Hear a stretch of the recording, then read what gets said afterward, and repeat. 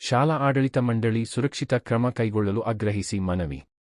ಗದಗ ಜಿಲ್ಲೆಯ ಲಕ್ಷ್ಮೇಶ್ವರ ತಾಲೂಕಿನ ಸೂರಣಗಿ ಗ್ರಾಮದ ನವಚೇತನ ಯುವಕ ಮಂಡಳದ ಪದಾಧಿಕಾರಿಗಳು ತಾಲೂಕಿನ ಎಲ್ಲಾ ಖಾಸಗಿ ಶಾಲೆಗಳ ಆಡಳಿತ ಮಂಡಳಿಯವರು ಮಕ್ಕಳ ಹಿತದೃಷ್ಟಿಯಿಂದ ಶಾಲಾ ವಾಹನಗಳಲ್ಲಿ ಹೆಚ್ಚಿನ ರೀತಿಯಲ್ಲಿ ಸುರಕ್ಷಿತ ಕ್ರಮಗಳನ್ನು ಕೈಗೊಳ್ಳಬೇಕೆಂದು ಆಗ್ರಹಿಸಿ ಖಾಸಗಿ ಶಾಲೆಯ ಎಲ್ಲಾ ವಾಹನಗಳನ್ನು ತಡೆದು ಶಾಲಾ ಆಡಳಿತ ಮಂಡಳಿ ಅಧ್ಯಕ್ಷರಿಗೆ ಮನವಿ ಸಲ್ಲಿಸಿದರು. ಕಳೆದ ದಿನಾಂಕ 17 ಡಿವಿಷನ್ 12 ಡಿವಿಷನ್ 25 ರಂದು ಬುಧವಾರ ಲಿಟಲ್ ಹಾರ್ಟ ಶಾಲೆಯ ಎಲ್.ಕೆ. ಜಿ ವಿದ್ಯಾರ್ಥಿ ಪ್ರಥಮ್ ಲಮಾಣಿ ಎಂಬ 4 ವರ್ಷ ಪ್ರಾಯದ ಮಗು ಚಲಿಸುತ್ತಿದ್ದ ಶಾಲಾ ಬಸ್ಸಿನಿಂದ ಕೆಳಗೆ ಬಿದ್ದು ಸಾವನ್ನಪ್ಪಿದ ಘಟನೆಯ ಹಿನ್ನೆಲೆಯಲ್ಲಿ ನವಚೇತನ ಯುವಕ ಮಂಡಳಿ ಇವರು ಖಾಸಗಿ ಶಾಲಾ ಆಡಳಿತದವರಿಗೆ ಸುರಕ್ಷಿತ ಕ್ರಮ ಅನುಸರಿಸಲು ಗಡುವು ನೀಡುವ ಮೂಲಕ ಎಚ್ಚರಿಸಿದ್ದಾರೆ. ವಾಹನದ ವಿಮೆ ಚಾಲ್ತಿಯಲ್ಲಿರಬೇಕು, ವಾಹನದ ಒಳಗೆ ಸಿಸಿ ಕ್ಯಾಮೆರಾ ಅಳವಡಿಸಬೇಕು, ಶಾಲಾ ವಾಹನಕ್ಕೆ ಜಿಪಿಎಸ್ ಕಡ್ಡಾಯವಾಗಿ ಅಳವಡಿಸಬೇಕು, ವಾಹನ ಚಾಲಕ ಮತ್ತು ಸಹಾಯಕನಿಗೆ ಪ್ರತಿ ತಿಂಗಳು ಆರೋಗ್ಯ ತಪಾಸಣೆ ನಡೆಸಬೇಕು, ಡ್ರಿಂಕ್ ಅಂಡ್ ಡ್ರೈವಿಂಗ್ ಮಾಡುವ ಹಾಗಿಲ್ಲ, ವಾಹನದಲ್ಲಿ ಆಸನಗಳಿಗೆ ಅನುಗುಣವಾಗಿ ಮಕ್ಕಳ ಸಂಖ್ಯೆ ಇರಬೇಕು, ವಾಹನದಲ್ಲಿ ಪ್ರಥಮ ಚಿಕಿತ್ಸಾ ಪೆಟ್ಟಿಗೆ ಇರಬೇಕು, ವಾಹನ ಪರವಾನಗಿ ಹೊಂದಿರಬೇಕು.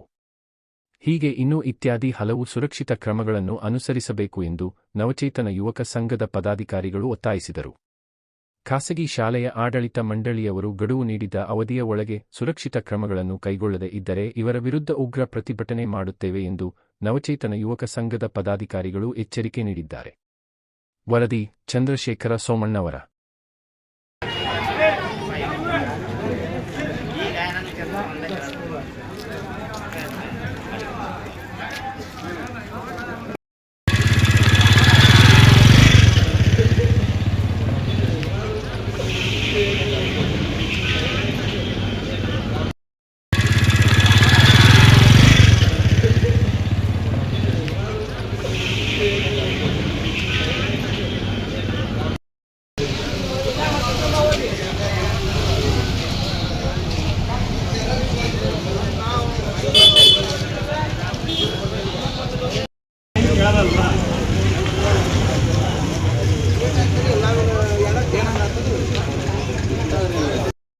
ಗಾಡಿ ಬರಲಿ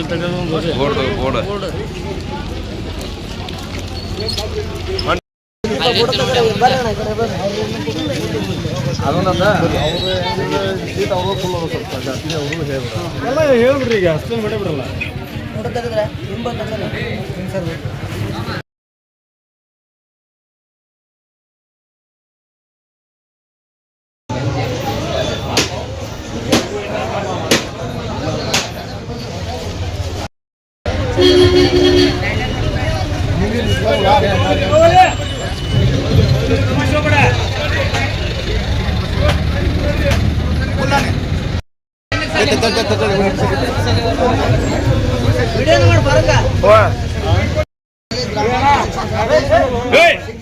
ಎಲ್ಲ ಶಾಲೆ ಶಾಲಾ ಮತ್ತು ಹಿತದೃಷ್ಟಿಯಿಂದ ಶಾಲೆ ಅದ ಮತ್ತೆ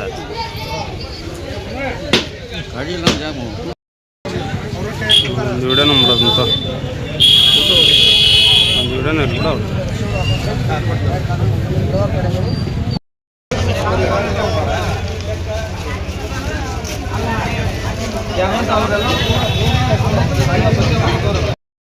ತೆರಳುತ್ತಿದ್ದು ಮಕ್ಕಳ ಹಿತದೃಷ್ಟಿಯಿಂದ ಈ ಕೆಳಗಿನ ಸುರಕ್ಷತಾ ಕ್ರಮಗಳನ್ನು ಕೈಗೊಳ್ಳಬೇಕೆಂದು ವಿನಂತಿ.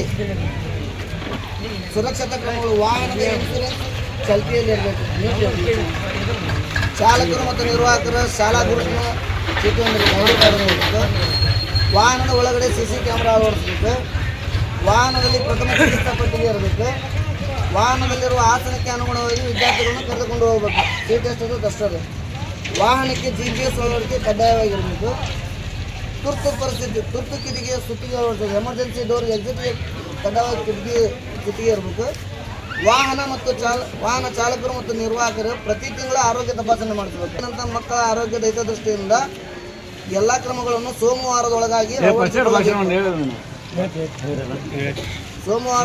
ಅಳವಡಿಸಿಕೊಳ್ಳಬೇಕು. ಇಲ್ಲದಿದ್ದರೆ ಸೋಮವಾರ ದಿವಸ ಸೂರಣಗಿ ಗ್ರಾಮದಲ್ಲಿ ಪ್ರತಿಭಟನೆ ಮಾಡಲಾಗುವುದು. ಈ ಮುಖಾಂತರ ನಿಮ್ಮ ಎಲ್ಲ ಸಂಸ್ಥೆಗಳಿಗೆ ನಾವು ಲೆಕ್ಕ ಕೂಡ ಹಾಕ್ತೀವಿ. ನೀವು ನಿಮ್ಮ ಸಂಸ್ಥೆದಲ್ಲಿ ಹೋಗಿ ವಾಪಸ್ ನಮಗೆ ಒಂದು ರೆಸಿಪ್ಟ್ ಕೊಡ್ಬೇಕು, 2 ಕಾಪಿ ಕೊಡ್ತೀವಿ. ನಾಳೆ ನೀವು